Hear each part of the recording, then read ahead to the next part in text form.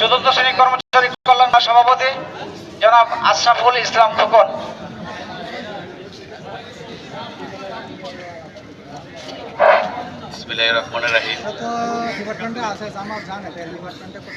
আয়োজিত আন্তঃ ফেডারেশনের ডাকে আজকে আমরা রাজপথে একত্রিত হয়েছি।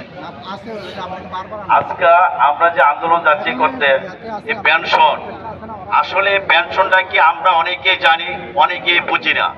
সেটা যা হচ্ছে প্রতিটা মানুষ ইনকাম করে, আয় করে তার ছেলে মেয়ের জন্যে। প্রতিটা মানুষ চায় যে সারাদিন আয়ের পরে 10টি টাকা তার জমানোর জন্য, সে টাকা দিয়ে তার ছেলে মেয়ে ভবিষ্যতের জন্যে। আজকে দেখেন এমন পর্যায়ে আমরা যাচ্ছি যে আমাদের ভবিষ্যৎ কিন্তু আপনার বৃদ্ধাশ্রমে যেতে হবে। কারণ ছেলে মেয়েরা বলবে যে তোমরা 30 বছর চাকরি করছো, আমাদের কোনো আয় রোজগার করতে পারো নাই, আমাদেরকে কিছু তোমরা দিয়ে যেতে পারো নি, মৃত্যু পর্যন্ত তোমরা পেনশন পাবা, তোমারটা দিয়ে তুমি নিজেই দিয়ে চলবা।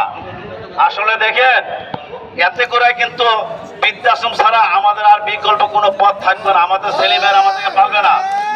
কারণ প্রত্যেকটা মানুষ ছেলে মেয়ের জন্য আমরা ইনকাম পথ খুঁজি এবং তাদের জন্য আমরা ইনকাম করি।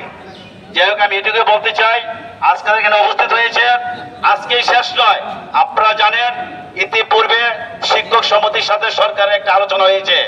আমরা জানি না কি আলোচনা হয়েছে। শিক্ষকদের সংগঠনের চেয়ে আমাদের সংগঠন অনেক শক্তিশালী বলে আমি মনে করি। কারণ সারা বাংলাদেশে আমাদের কর্মকর্তা কর্মচারী যদি না থাকে, বিশ্ববিদ্যালয়ে এককভাবে তারা কোনো কাজ চালাইতে পারবে না। তাই আমরা বলতে চাই, আজকে আমরা এখানে উপস্থিত হয়েছি, আগামীকাল থেকে দলবদ্ধভাবে একে অপরকে নিয়ে আমরা সারিবদ্ধভাবে দাঁড়িয়ে যাব। আমরা সরকারকে দেখে দিতে চাই যে আমাদের সংগঠন শক্তিশালী সংগঠন, আমাদের সংগঠন ঐক্যবদ্ধ, আমরা সবাই একে অপরের সাথে হাতে হাত মিলিয়ে আমরা চলতে পারি। অতএব সবাই সাথে যে আলাপ করতে হলে আমাদের এখানে যে সংগঠন আছে, বাংলাদেশ ফেডারেশন নেতৃবৃন্দ যারা আছেন, আমার মনে হয় অবশ্যই 2-1 দিনের মধ্যে হয়তো তাদের সাথে সরকার বসতে পারে। অতএব আমাদের শক্তি যোগান দিতে হবে, আমরা দলবদ্ধ আসতে হবে, সবাই সাথে কথা বলতে হবে।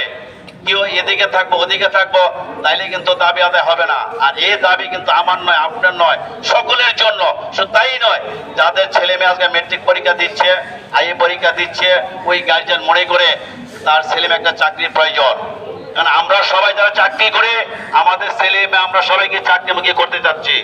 অতএব চাকরিমুখী করতে হলে আমাদের এই সংগঠনের সাথে, এই আন্দোলনের সাথে একতা ঘোষণা করতেই হবে। সেটা যেভাবে কেন হোক না,